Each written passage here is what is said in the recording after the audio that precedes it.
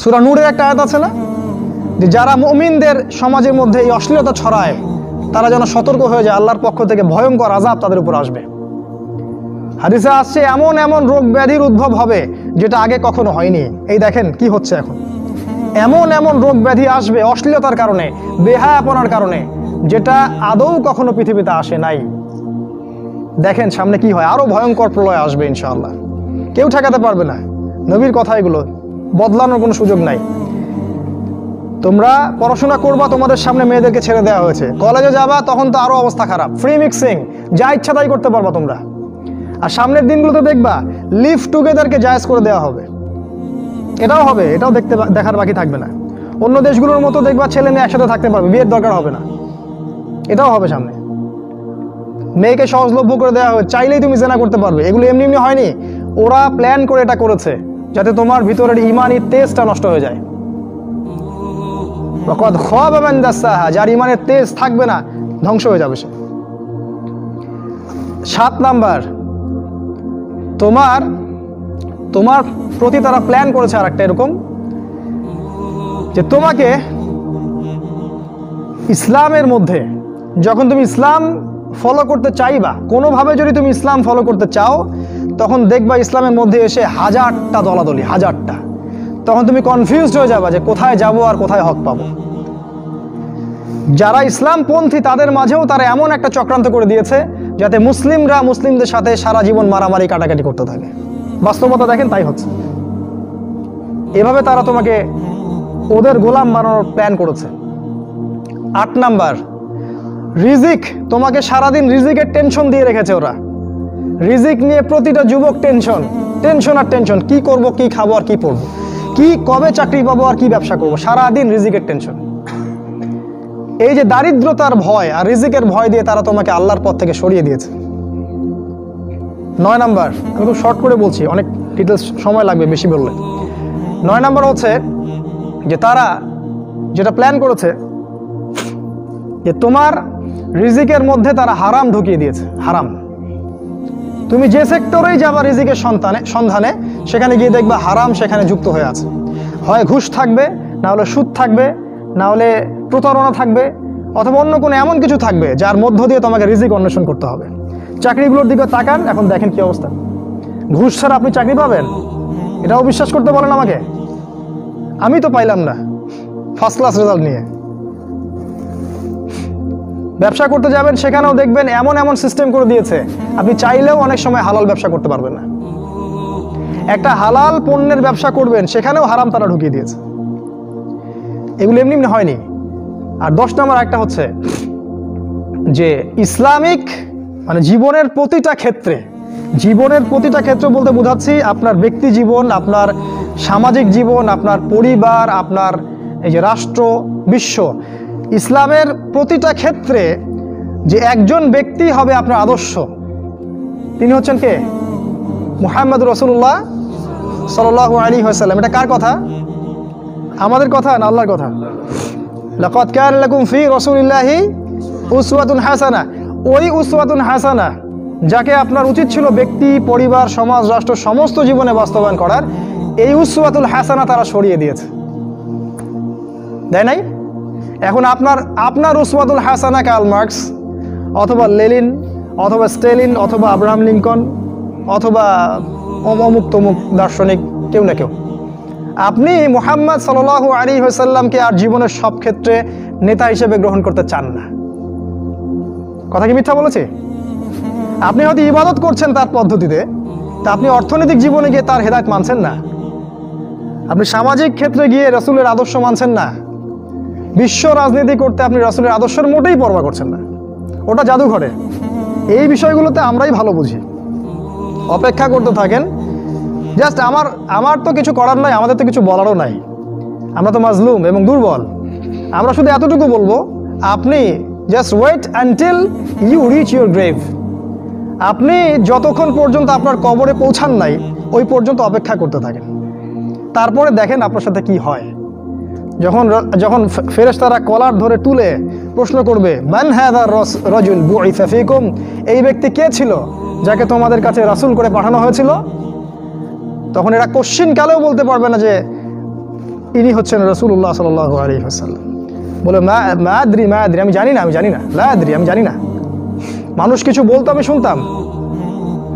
খুবই ভয়ঙ্কর জায়গা।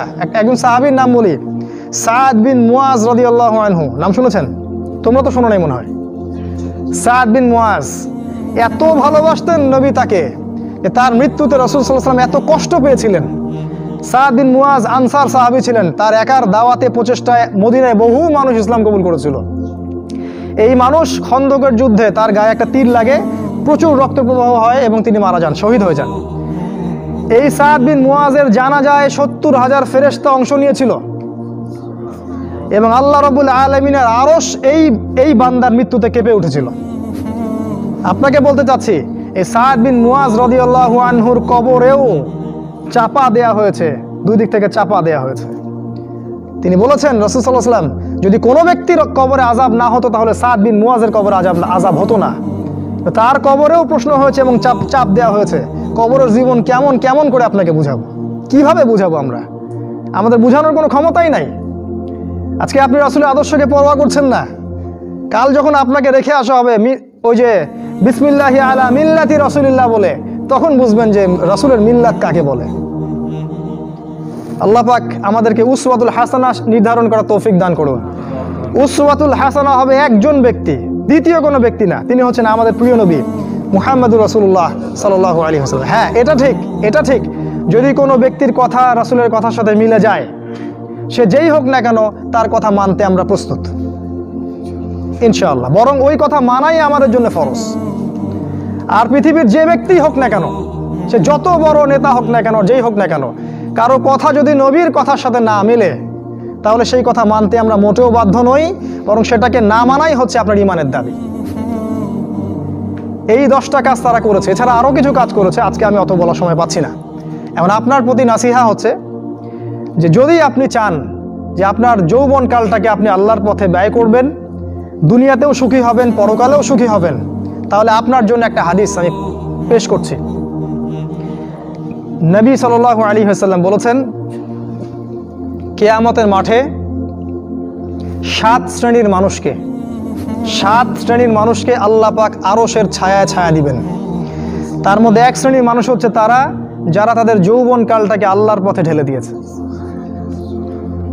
আপনি কি চান কিয়ামতের মাঠে আল্লাহ আপনাকে আরশের ছায়া দেখ? আমি এটা অনেক দিন বলছি হাদিসটা, যে কিয়ামতের মাঠে মানুষ যখন উঠবে তখন তাকে 5টা প্রশ্ন করা হবে। তোমার জীবন কোন কালে ব্যয় করেছো? তোমার যৌবন কোন কাজে ব্যয় করেছো? কোন পথে সম্পদ উপার্জন করেছো আর কোন পথে সম্পদ ব্যয় করেছো? আর জানা অনুযায়ী আমল করেছিলে কি না?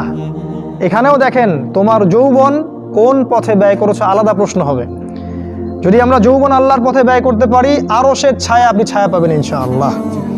আপনার নেতা হবে জান্নাতে হুসাইন রাদিয়াল্লাহু আনহু। এটা তো জানেন, তিনি হবেন জান্নাতে যুবকদের সর্দার। কত যুবক যে পৃথিবী থেকে চলে গেছে, হে আমার ভাই, আপনাকে কেমন করে বুঝাই, যারা দিন রাত কোনো কিছুর পরোয়া করেন নাই, দিন রাত আল্লাহর পথে ছুটে চলেছেন। ওই খালিদ বিন ওয়ালিদ রাদিয়াল্লাহু আনহুকে দেখেন, তিনি মৃত্যুসজ্জায় বলেছিলেন যে আমি জাহাদতু কাযা ওয়া কাযা, আমি যে কতই না যুদ্ধ করেছি আল্লাহর পথে, আমার শরীরে এমন একটা দাগও নাই যেখানে, মানে একটা জায়গাও বাকি নেই আমার শরীরের মধ্যে যেখানে কোনো তরবারির আঘাত নাই বা বর্ষার ছোঁয়া নাই। সেদিন তিনি মৃত্যুসজ্জায় বলছিলেন যে আজকে আমি আমার বিছানায় মারা যাচ্ছি, আমি যুদ্ধের মাঠে মারা যাওয়ার সৌভাগ্য আমার হলো না। ফালা নামাত আইনুল জুবালা, তিনি বলেছিলেন যে কাপুরুষদের 2 চোখ যেন কখনো না ঘুমায়। ওই দেখো যুবক, তোমার আদর্শ। খুবাইব রাদিয়াল্লাহু আনহু, ইসলামের জন্য তাকে দায়ী করে পাঠানো হয়। রাজি নামক একটা জায়গায় কাফেররা তাকে ধরে ফেলে এবং তাকে শুল দণ্ড দিয়ে হত্যা করে। খুবাইব রাদিয়াল্লাহু আনহুকে যখন শুল দেওয়া হচ্ছিল, তিনি বলছিলেন, এই কবিতাটা ভালো করে পড়বা, রাহিকুল মাকতুম বই আছে, লাস্তু উবালিহি না উক্তালু মুসলিমান।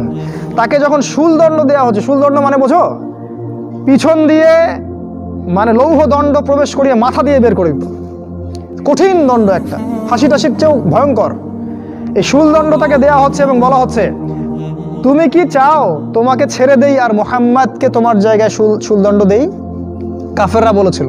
আর এই যুবক বলেছিলেন যে আমার জীবনের বিনিময়ে নবীর একটা চুলের আঘাত পাক, সেটাও আমি চাই না। দোয়া করছে, আল্লাহ আমার মৃত্যুর সংবাদটা নবীকে পৌঁছে দিও। আল্লাহ পাক সেটা পৌঁছে দিলেন। রাসূল মদিনা থেকে খবর পেয়ে গেলেন যে খুবাইবকে হত্যা করা হয়েছে। তিনি তখন কবিতা আবৃত্তি করছিলেন যে লাস্তু বালিহিনা উক্তালু মুসলিমান, আমি কোনো পরোয়াই করি না যখন আমাকে মুসলিম হিসেবে হত্যা করা হচ্ছে। আলা আই জামিন কানা লিল্লাহি মাসরাই, আমাকে যেদিকেই পাশ ফেরানো হোক না কেন সেটা আল্লাহর জন্যই। ওয়াযালিকাল ইলাহু ওয়া ইয়াশা, এবং তিনি হচ্ছেন এমন ইলাহ যিনি যদি চান ইউবারিক আলা ফি কুল্লি শিলুই মিমাজ্জা, তাহলে তিনি প্রত্যেকটা আমার গোশত টুকরা হাড্ডির মধ্যে বরকত দিতে পারবেন। এই কবিতা বলতে বলতে তার জান চলে যায়।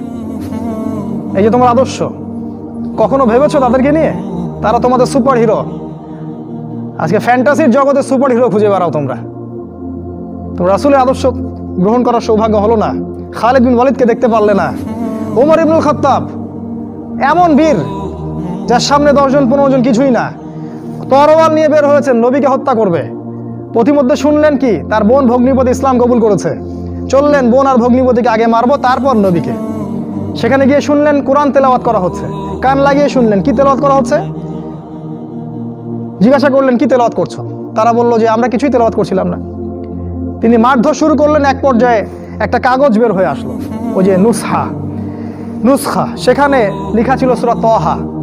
সেই সূরা তাহার তিলাওয়াত শুনে পড়তে পড়তে পড়তে পড়তে তার চোখ দিয়ে দরদর করে পানি পড়তে লাগলো, এবং তিনি বলতে লাগলেন ইয়ামবাগি লিমান ইয়াকুলু হাদা আল্লা ইউবাদা মাআহু গায়রা, যে সত্তা এরকম কোরআন নাজিল করতে পারে উচিত হবে না যে তার সাথে কাউকে শরীক করা হোক। বললেন শাহিদতু আল্লা ইলাহা ইল্লাল্লাহ ওয়া আন্না মুহাম্মাদান রাসূলুল্লাহ, আমি সাক্ষ্য দিচ্ছি আল্লাহ ছাড়া কোনো মাবুদ নাই এবং মুহাম্মদ আল্লাহর রাসূল সাল্লাল্লাহু আলাইহি ওয়াসাল্লাম। খুযুনি ইলা রাসূলিল্লাহি ওয়া আসহাবিহি, আমাকে আল্লাহর রাসূল এবং সাহাবীদের কাছে নিয়ে চলো, আমি ইসলাম কবুল করব এখনই গিয়ে। সেখানে গিয়ে নবীকে বললেন ইয়া রাসূলুল্লাহ আমি জিতুকা উমিনু বিল্লাহি ওয়া রাসূলিহি, আমি আপনার কাছে এসেছি আল্লাহ এবং আপনার প্রতি ঈমানদার হয়েই এসেছি। ওয়া বিমা জিতা বিহি মিন ইনদিল্লাহ, আর আপনি আল্লাহর পক্ষ থেকে যা নিয়ে এসেছেন এই কোরআনের প্রতি ঈমানদার হয়েই আমি এসেছি এখানে। তিনি বললেন ওই সময় ওমর ইবনুল খাত্তাব যে ইয়া রাসূলুল্লাহ আমরা কি হকের উপর নাই? আলাসনা আলাল হক ওয়া লাইসু আলাল বাতিল, আমরা কি হকের উপর নাই? মুশরিকরা কি বাতিলের উপর নাই? তাহলে আমরা কেন গোপনে গোপনে ইসলামের দাওয়াত দিব? আজকে থেকে প্রকাশ্যে ইসলামের দাওয়াত দিব। তখন থেকে ইসলাম প্রকাশ্যে দাওয়াত পেয়েছে, তার আগে পায়নি। তুমি ওমর হতে পারো না? একটা ছেলেকে দেখলাম অনলাইনে, আমি তাকে চিনি না, অনলাইনে একটা স্ট্যাটাস দেখেছিলাম খালি, ইসলামের পক্ষে কিছু একটা বলার কারণে তার একটা বড় পথ চলে গেছে, এবং সে স্ট্যাটাস দিয়েছে যে যদি একদিন বাঁচি সিংহের মতো বাঁচবো, তাও ধর্মকে আমি দলের কাছে বিক্রি করব না। মন থেকে দোয়া চলে আসলো ওর ওখানে। আমি কমেন্ট করেছি যে তোমাকে আল্লাহ ওমরের মতো কবুল করুক। হামজা বীর সাহাবী, যাকে উহুদের যুদ্ধে শহীদ করা হয়েছে। আবু জেহেল রাসূলকে চর মেরেছিল একটা। হামজা রাদিয়াল্লাহু আনহু যখন শুনেছেন আবু জেহেল রাসূলকে মেরেছে, সরাসরি আবু জেহেলের বাসায় ওকে গলার ধরে বের করে প্রচণ্ড জোরে ঘুষিকে একটা মারা হলো। বলা হলো যে আমার ভাতিজা যে দিনের উপর আছে আমিও সেই দিনের উপর আছি, রুদ্দাহা ইন ইসতাতা'তা, তোমার ক্ষমতা থাকলে আমাদেরকে ঠেকিয়ে দেখাও দেখি। তিনি রাসূলের কাছে গেলেন, বললেন ইয়া ইবনা আখি, হে আমার ভাতিজা, কুনতু আনসুরুকা বিল হামিয়া, আমি তোমাকে সাহায্য করতাম আত্মীয়তার সম্পর্কের কারণে।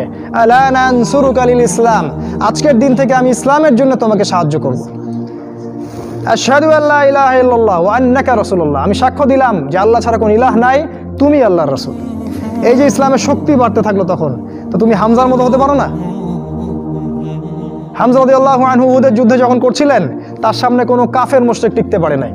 আমি তোমাকে বলিনি যে অস্ত্র নিয়ে এখন বের হয়ে যাও, কথা অন্যদিকে নিয়ে যাবা না, কথাটা অন্যদিকে ঘুরাবা না। এখন তো মিডিয়ার যুগ, কথা অন্যদিকে মানুষ ঘুরায় খুব সহজে।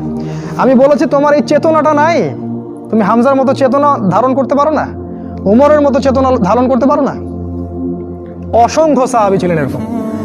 মুসআব বিন উমাইর এত ধনী সাহাবী ছিলেন যার আতরের খুশবু ছিল আরবের সবচেয়ে দামি আতরের খুশবু। ইসলাম কবুল করে সব ছেড়ে দিলেন, এক পোশাকে তাকে কবর দেওয়া হয়েছে উহুদের মাঠে।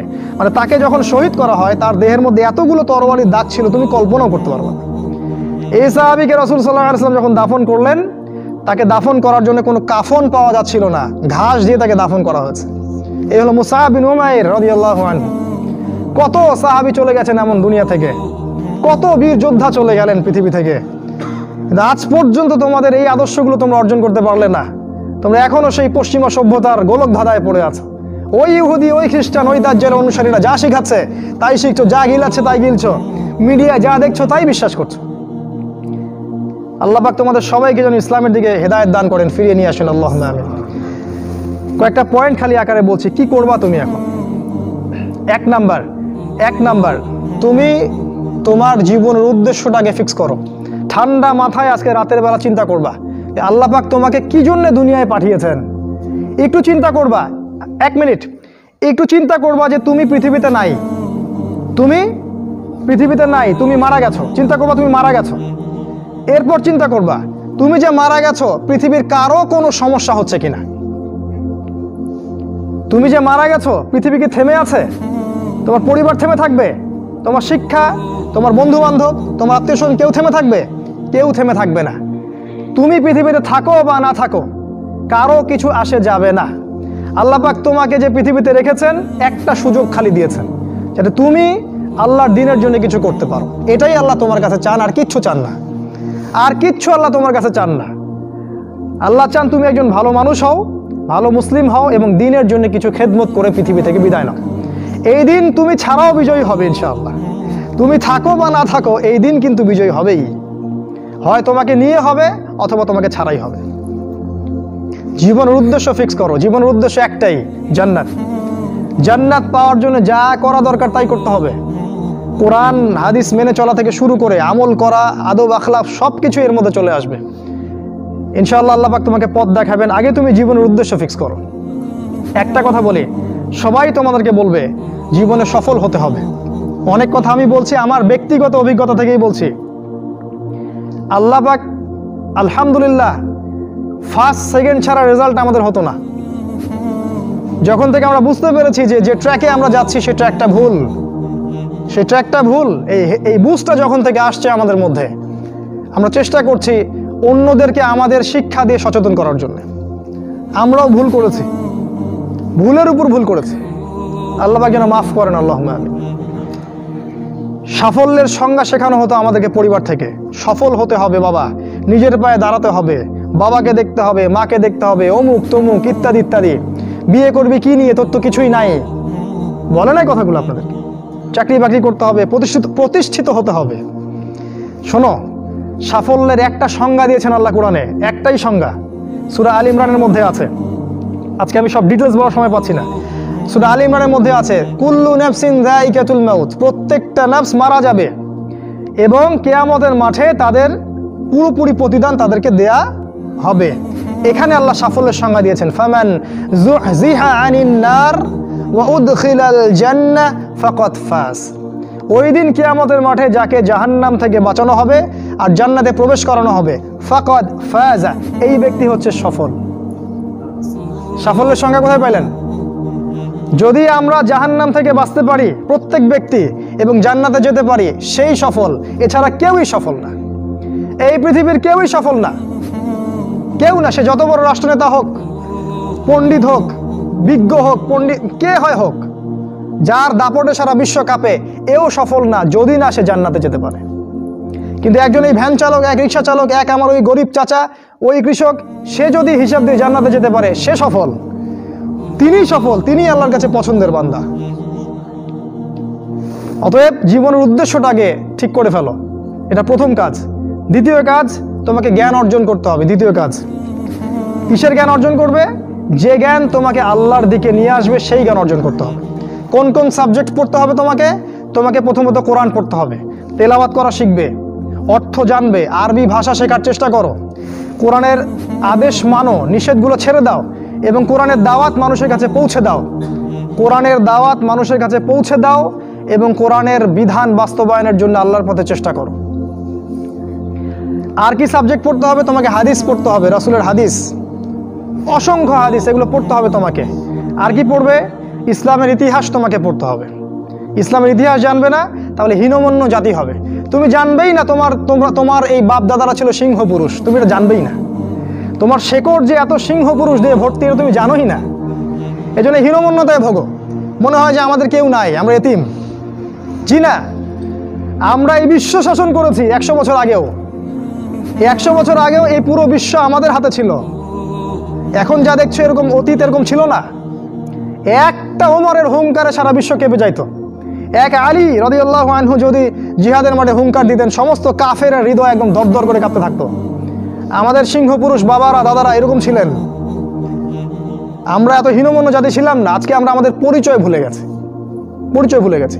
ইতিহাস পড়তে হবে তোমাকে। আর কি পড়তে হবে? ইসলামের অর্থনীতি পড়বে। অর্থনীতি জানো না, তুমি হালাল হারাম বুঝতে পারবে না।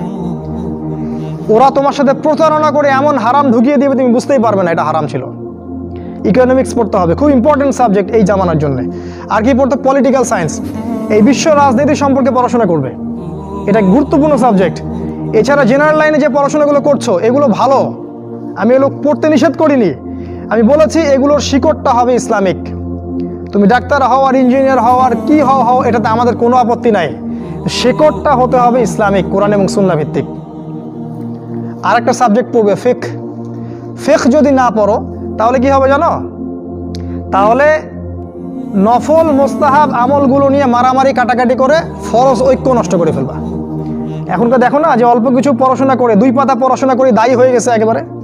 কোরআনটা ঠিক মতো পড়তে পারে না, রিডিং ঠিক মতো পড়তে পারে না, বড় বড় ফতোয়া দিয়ে বেড়াচ্ছে, ওইটা হালাল আর ওইটা হারাম, ওইটা অমুকের এই নাই অমুকের সেই নাই। হচ্ছে না এটা ফিকহ না জানার কারণে হচ্ছে। ফিকহের বুঝ কঠিন বুঝ, গভীর বুঝ। এই জন্য ইমাম আবু হানিফা থেকে শুরু করে যত ফকিহ ছিলেন সবাইকে ভক্তি শ্রদ্ধা সম্মান করতে শিখো। ফিকহটা অনেক কঠিন একটা জিনিস। আমরা তো এখানে সমালোচনা বেশি করতে চাই, এটা ঠিক না। এই ফিকহের জ্ঞান না থাকলে তুমি কোনটা ফরজ, কোনটাকে বেশি গুরুত্ব দেওয়া লাগবে, কোনটা নফল, কোনটাকে মুস্তাহাব, কোনটা ওয়াজিব পর্যায়ের, কোনটা সুন্নতে মুআক্কাদা, কোনটা কি সব বুঝতে পারবে না। আর না বুঝতে পারলে তুমি কি করবা? যে বিষয়ে ছাড় দেয়া যেত সেটাকে ছাড় না দিয়ে তুমি বড় বড় জিনিসগুলোকে ভেঙে ফেলবা। খেয়াল করে দেখবেন ছোট ছোট মাসআলাগুলোকে নিয়ে, যেগুলো ইখতিলাফি মাসআলা, যেগুলো নিয়ে সাহাবায়ে কেরামদের মধ্যে দ্বিমত ছিল, এগুলোকে নিয়েই বাংলাদেশে শত শত দল হয়ে গেছে। হয় নাই? কোন দল কি বলেছে আল্লাহ নাই? কোন দল বলে যে রাসূল নাই, কোরআন নাই, আমাদের কেবলা আলাদা, এটা বলে? সবার আল্লাহ এক, রাসূল এক, কেবলা এক, কোরআন এক, সুন্নাহ এক, সব এক। তাহলে এতগুলো দল কেন হলো? ওই যে সংকীর্ণ মানসিকতা এবং এই ফিকহের বুঝ না থাকার কারণে হয়েছে। তাই ফিকহটা পড়বে, না হলে তোমার দ্বারা উপকার না হয় উম্মার ক্ষতি হয়ে যাবে। তোমার দ্বারা উপকার না হয় উম্মার ক্ষতি হয়ে যাবে। আর 2-1টা সাবজেক্ট বলছি, জিওপলিটিক্স, ভূ রাজনৈতিক প্রেক্ষাপটটা পড়তে হবে তোমাকে। এর সাথে একটা সাবজেক্ট অবশ্যই পড়বে রাসূলুল্লাহ সাল্লাল্লাহু আলাইহি ওয়াসাল্লামের জীবনী। এই কয়েকটা সাবজেক্ট যদি পড়তে পারো, শেষ জামানায় ইনশাআল্লাহ আল্লাহ পাক তোমার হাতে পতাকা দিবেন এবং তুমি আল্লাহর দ্বীনের পতাকা বহন করবে ইনশাআল্লাহ। জ্ঞান নাই, কিচ্ছু করতে পারবে না। যদি তুমি জ্ঞান অর্জন করতে না পারো, তুমি বাতিলের মোকাবেলা করতে পারবে না। এখনকার যুদ্ধটা অস্ত্রের যুদ্ধ না, এখনকার যুদ্ধ জ্ঞানের যুদ্ধ। তুমি ওদের সাথে অস্ত্রের যুদ্ধ করে পারবে না। এখনকার যুদ্ধটা জ্ঞানের যুদ্ধ। ওটাও আসবে সামনে, যখন ইমামুল মাহদী আসবেন, সারা বিশ্ব জুড়ে মালহামা শুরু হবে, তখন মহাযুদ্ধ। এই ফিজিক্যাল স্ট্রেংথ নিয়ে, মেন্টাল স্ট্রেংথ নিয়ে, ইমানের স্ট্রেংথ নিয়ে পারবে না। জ্ঞান অর্জন করো, কারণ রাসূল সাল্লাল্লাহু আলাইহি ওয়াসাল্লামকে প্রথম আল্লাহ আদেশ করেছেন ইকরা, পড়ুন পড়ুন পড়ুন। জ্ঞান নাই, সমাজ সংস্কার করতে পারবে না। এটা 2। 3 নাম্বার হচ্ছে জ্ঞান অনুযায়ী আমল করতে শেখো। দ্রুত যতটুকু জানলা আমল করতে শেখো, আগামীকালের জন্য ফেলে রাখবে না। আজকে যা শিখেছো আজকে আমল করো। রাসূলের সুন্নাহগুলোকে গুরুত্ব দিয়ে করো। যেখানে ইসলাম প্রশস্ততা দিয়েছে সেখানে প্রশস্ততা প্রদর্শন করো, যেখানে প্রশস্ততা নাই সেখানে ওটাই মেনে চলো। ইসলাম একটা প্রশস্ত রিলিজিয়ন, এখানে অনেক কিছু প্রশস্ততা আছে, সেই প্রশস্ত ইসলাম ফলো করো, আমলগুলো করো। প্রতিদিন 5 ওয়াক্ত সালাত মসজিদে জামাতের সাথে পড়তে হবে। যখন তুমি রমাজান মাস পাবে, সওম রাখতে হবে। যাকাতের সম্পদ আসলে যাকাত দিবে।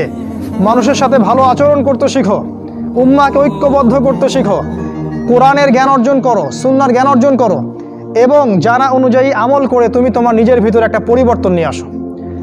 পবিত্র হওয়ার চেষ্টা করো, সব পাপ থেকে তওবা করে ফিরে আসো। রাসূলের সুন্নাহগুলোকে গুরুত্ব দাও। A to Z, বাথরুমে যাওয়া থেকে শুরু করে তোমার জীবনের প্রতিটা ক্ষেত্রে নবীজির সুন্নাহগুলোকে তোমার উপর বাস্তবায়ন করো। নিজের উপর সুন্নাহ নাই, তুমি সমাজে সুন্নাহ বাস্তবায়ন করতে পারবে না। 3 নাম্বার। 4 নাম্বার, আদর্শ পরিবার গড়ে তোলো। আদর্শ পরিবার গড়ে তোলার জন্য তোমাকে তাড়াতাড়ি বিয়ে করতে হবে। তোমার সামর্থ্য আছে, শারীরিক মানসিক সামর্থ্য আছে, রুজির একটা ব্যবস্থা আছে, বিয়ে করে ফেলো, দেরি করবে না। বিয়ে করে ফেলো, দেরি করবে না। আমি বলছি অবশ্যই অবশ্যই তোমার শারীরিক সামর্থ্য থাকতে হবে, মানসিক সামর্থ্য থাকতে হবে, অর্থনৈতিক সামর্থ্য থাকতে হবে, একটা মেয়ের রেসপন্সিবিলিটি নেওয়ার সামর্থ্য থাকতে হবে। সামর্থ্য হয়ে গেলেই তুমি বিয়ে করে ফেলবে, আর কোনো দিকে দেখার দরকার নাই। এমনকি তোমার যদি একাধিক বিয়ে করার সামর্থ্য থাকে সেটাও তোমাকে করতে হবে। যার একাধিক বিয়ে করার সামর্থ্য আছে সে যদি না করে সেটাই তার জন্য গুনার কাজ। জি, এই কথাগুলো বলার সাহস পায় না অনেকে, এই কথাগুলো বলার সাহস হয় না, আলেমদেরই হয় না। 2টা বিয়ে করলে মানুষ আবার কি মনে করবে, আমার মনে হয় চরিত্রের সমস্যা ইত্যাদি ইত্যাদি। আরে বোকা, তাহলে কোরআনের মধ্যে 4টা বিয়ের কথা আসলো কেন? আল্লাহ পাক কি এমনি এমনি আয়াত নাজিল করলেন নাকি? আল্লাহ পাক খুব ভালো করেই জানেন ছেলেদের চেয়ে মেয়েদের সংখ্যা বেশি হবে, অনেক ছেলে মারা যাবে, মেয়েরা সমাজে বেঁচে থাকবে। কত অসংখ্য এতিম মেয়ে সমাজে পড়ে আছে, অসংখ্য বিধবা মেয়ে সমাজে পড়ে আছে। ওদের দায়িত্ব নিতে হবে না? কে নিবে ওদের দায়িত্ব? যদি ছেলেরা দায়িত্ব না নেয় কে দায়িত্ব নিবে? ওই মেয়েগুলা কি সমাজের প্রজাপতি হয়ে থাকবে? ওরা কি পতিতালয়ের সম্পত্তি হবে? ওদের অধিকার নাই। এখানে অধিকার দিলে আমরা চরিত্র খারাপ হয়ে যায়। আর এদের সাথে তোমরা সারা দেশে এবং বিশ্বে জেনা করে বেড়াচ্ছ, এগুলাতে চরিত্র খারাপ হয় না। একটা ছেলে বিয়ে করার পরেও 10টা মেয়ের সাথে পরকীয়া করে, এটাতে চরিত্র খারাপ হয় না। কিন্তু যদি আরেকটা বিয়ে করে তখন সমাজের মানুষ তাকে বাঁকা চোখে দেখা শুরু করে। এটা জাহিলিয়াত, এটা পুরো সম্পূর্ণ মক্কার জাহিলিয়াত চলছে। দ্রুত বিয়ে করো, বিয়ে করে আদর্শ পরিবার গঠন করবে। পরিবারটা এত শক্তিশালী হবে যে পরিবারের ভিতর যেন কোনো রকম শিরক, কোনো বেদাত, কোনো কুফর, কোনো হারাম ঢুকতে না পারে। পারবে না ইনশাআল্লাহ? ইনশাআল্লাহ। 5 নাম্বার, তোমার সন্তানদেরকে মানুষ করে যাও। কালকে তুমি থাকবে না, তোমার সন্তানরা বেঁচে থাকবে। এক একটা সন্তান, এই যে বাচ্চাগুলোকে এমনভাবে বড় করতে হবে যাতে এরা আগামী দিনের ওমর হয়, আগামী দিনের হামজা হয়, আগামী দিনের খালিদ বিন ওয়ালিদ রাদিয়াল্লাহু আনহু হতে পারে ইনশাআল্লাহ। নিজে কি করেছি, সারা জীবন বৃথা চলে গেল। নিজের সাথে যা হয়েছে হয়েছে, বাচ্চাদের সাথে আর রিস্ক নেবেন না। বাচ্চাদেরকে ধ্বংস করবেন না আল্লাহর ওয়াস্তে। ওদেরকে আল্লাহর পথে দিয়ে দিন, দিন শেখান, কোরআন শেখান, হাদিস শেখান, ডিনামাইট করে গড়ে তোলেন। 7 নাম্বার, হালাল রিজিক অন্বেষণ করো তোমরা। রিজিকটা যত ছোট পেশা হোক না কেন, যদি হালাল হয় অবশ্যই সেটাই উত্তম। আর যত বড় পেশা হোক না কেন, যদি হারাম হয় সেটা তোমার জন্য জাহান্নামে যাওয়ার কারণ হবে। অনেক বড় পদ আছে কিন্তু সেখানে ঘুষ আছে, সুদ আছে, প্রতারণা আছে, সেখানে যাবে না। আল্লাহর ওয়াস্তে সেখান থেকে দূরে থাকো। আর তুমি যদি কৃষক হয়ে থাকো, তোমার রুজির মধ্যে হালাল থাকে, তুমি কৃষি কাজ করেই সংসার চালাও, কোনো সমস্যা নেই ভাই, কোনো সমস্যা নাই। লজ্জার কিছু নাই, অপমানের কিচ্ছু নাই। তুমি আল্লাহর কাছে প্রিয় বান্দা। আল্লাহ পাক বলেছেন, ইন্নাল্লাহা তাইয়্যিব লা ইকবালু ইল্লা তাইয়্যিব। আল্লাহ পাক পবিত্র, পবিত্র রিজিক ছাড়া তিনি গ্রহণ করেন না। সারা জীবনের ইবাদত কবুল হবে না যদি আপনার রিজিকের মধ্যে হারাম থাকে। কিচ্ছু করার নাই, নবীর কথা পাল্টাতে পারবেন না। সারা জীবন সুদ ঘুষ খেয়ে বছর বছর হজ উমরা করবেন আর হাজি সাহেব লকব লাগাবেন, ওইসব করে লাভ নাই আল্লাহর কাছে, কোনো লাভ নাই। ওইরকম হজ আবু জেহেলও করতো, আবু জেহেল হজ করতো এরকম। ওইসব হজ উমরা আল্লাহ পাকের কাছে দেখায় লাভ নাই। রিজিক হতে হবে পিওর, পরিশুদ্ধ, যেটা খুব ডিফিকাল্ট। এই জন্য আপনাকে নাসিহা করছি, কৃষিভিত্তিক অর্থনীতির দিকে চলে আসেন। কৃষিভিত্তিক অর্থনীতি, এটা আপনার জন্য ভালো হবে ইনশাআল্লাহ। আর ব্যবসা ভিত্তিক, কটা বললাম? 7, 8, আর 2-3টা বলে শেষ করছি। 8 নাম্বার হচ্ছে শারীরিকভাবে শক্তিশালী থাকতে হবে। এর জন্য আপনাকে নিয়মিত ব্যায়াম করতে হবে, নিয়মিত ফিজিক্যাল এক্সারসাইজ বলেন, জিম বলেন, অন্যান্য যে বিষয়গুলো আছে এগুলো আপনাকে করতে হবে। যে খাবারগুলো আপনি খাবেন, প্রত্যেকটা খাবার বিশুদ্ধ কিনা অবশ্যই পরীক্ষা করে খাবেন। এমন কোনো খাবার খাবেন না যে খাবার প্রস্তুত করেছে ওরা, অর্থাৎ ওরা, বুঝতে পারছেন কারা? কারণ ওদের খাবারের মধ্যে এমন কিছু থাকে যেটা আপনাকে আস্তে আস্তে আস্তে আস্তে ধ্বংস করে দিবে। এত ক্যান্সারের রোগী আগে ছিল, এত ডায়াবেটিসের রোগী আগে ছিল, এই যে প্রেশার, হাবি জাবি, স্ট্রোক এগুলো আগে ছিল না। এগুলো রোগ আগে ছিল না। বিগত এই 50 বছরে দেখবেন এমন এমন সব রোগ এত বেশি বেশি করে বাসা বেঁধেছে যে আমাদের প্রজন্মের পর প্রজন্ম ধুকে ধুকে মারা যাচ্ছে। অতএব খাবারের ব্যাপারে সচেতন থাকবেন। এমন খাবার গ্রহণ করবেন না যে খাবারটা বিশুদ্ধ না, যে খাবারটা ম্যানুফ্যাকচার সেটা গ্রহণ করবেন না, মানে মানুষ ওই কলকারখানায় তৈরি করেছে এমন খাবার খাবার খাবেন না। নিজে খাবার উৎপাদন করে খান, নিজে চাষ করে খান, খাঁটি জিনিস খুঁজে খুঁজে খাবেন। আল্লাহর ওয়াস্তে এটা নসিহা করছে এই কারণে, আপনি প্রচণ্ড অসুস্থ হয়ে যাবেন যদি আপনি ওদের খাবার খান। আজকে বুঝতে পারবেন না, যখন হবেন তখন আমার কথা বুঝতে পারবেন। এটা কত বলো? 8, 9 নাম্বার মুসলিম আর দুটো বলে শেষ করি। 9 নাম্বার হচ্ছে মুসলিম উম্মার মাঝে এই যে বিভক্তি চলছে, আপনি বিভক্তিটাকে দূর করে একটা জায়গায় নিয়ে আসার চেষ্টা করেন। কিভাবে করবেন? নতুন একটা দল খুলতে হবে না। আপনি যদি একটা প্রতিষ্ঠান করে থাকেন, একটা ফাউন্ডেশন করে থাকেন, একটা সংগঠন করে থাকেন, যেটাই করে থাকেন, আপনি যদি এতটুকু নসিহা গ্রহণ করেন যে হ্যাঁ, এই শতদা বিভক্ত এই উম্মার প্রত্যেকেই আমার ভাই, সে যে মাযহাবি হোক আর যে তরিকাই হোক, সে আমার ভাই, সেও মুসলিম আমিও মুসলিম, তার সাথে আমার কিছু বিষয়ে হয়তো দ্বিমত আছে, কিন্তু এই না, তার মানে এই না যে সে কাফের আর আমি মুশরিক, সে কাফের আর আমি মুসলিম, এমন নয়। প্রত্যেকেই আমার ভাই। প্রত্যেকটা দলের মধ্যে যদি ভালো ভালো কিছু পান, সেই ভালোটুকু আপনি গ্রহণ করেন। আপনি দেখবেন প্রতিটা দলের মধ্যেই ভালো না কিছু আছে না? নাকি নাই? সবই খারাপ? প্রত্যেকটা ইসলামপন্থী দলের মধ্যেই ভালো কিছু না কিছু অবশ্যই আছে। সেই ভালোটাকে আপনি নিয়ে নেন, ব্যাস হয়ে গেল। আর প্রতিটা ইসলামপন্থী দলের মধ্যে দেখবেন কিছু না কিছু বিতর্কিত বিষয় আছেই। নাকি সব 100% পারফেক্ট? আছেই। ওগুলোকে আপনি ছেড়ে দেন, দিয়ে আপনি সবাইকে নিয়ে বসার চেষ্টা করেন। যেটাই করবেন সবাইকে নিয়ে করার চেষ্টা করেন। হ্যাঁ, এখানে মতবিরোধপূর্ণ যে মাসআলাগুলো আছে, এখানে আপনি উদারতা প্রদর্শন করুন। ফিকহের ব্যাপারে উদারতা প্রদর্শন করুন, আকীদার ব্যাপারে আপনি স্ট্রং থাকেন, ব্যাস। এভাবে আপনি উম্মার মধ্যে একটা ঐক্য আনতে পারবেন ইনশাআল্লাহ। আর এই উম্মার ঐক্য যদি না থাকে, তাহলে আগামী দিনগুলোতে এই উম্মাকে বাঁচাতে পারবে না কেউ না। এই উম্মার ঐক্য যদি ধ্বংস হয়ে যায়, যেটা হয়ে গেছে প্রায়, এই অবস্থা যদি চলতে থাকে আগামী 10 বছর, এই উম্মার ধ্বংস কেউ ঠেকাতে পারবে না, ইল্লা মাশা আল্লাহ। খুবই কনসিয়াস থাকেন, এটা ফরজ জিনিস। ওয়াতাসিমু বিহাবলিল্লাহি জামিআ, আল্লাহ পাক বলেছেন আল্লাহর রজ্জু একসাথে শক্ত করে ধরো, এটা আল্লাহর আদেশ। আর যেটা আল্লাহর আদেশ সেটা ফরজ। আপনার জোরে আমিন বলা ফরজ নয়, পায়ে পা লাগানো ফরজ নয়, রফুল ইয়াদাইন করা ফরজ নয়, আপনারা যে আরো জিকিরের তরিকাগুলো বের করেছেন এগুলো ফরজ নয়। এগুলো গুরুত্বপূর্ণ হতে পারে, সুন্নাহ, ফরজ নয়।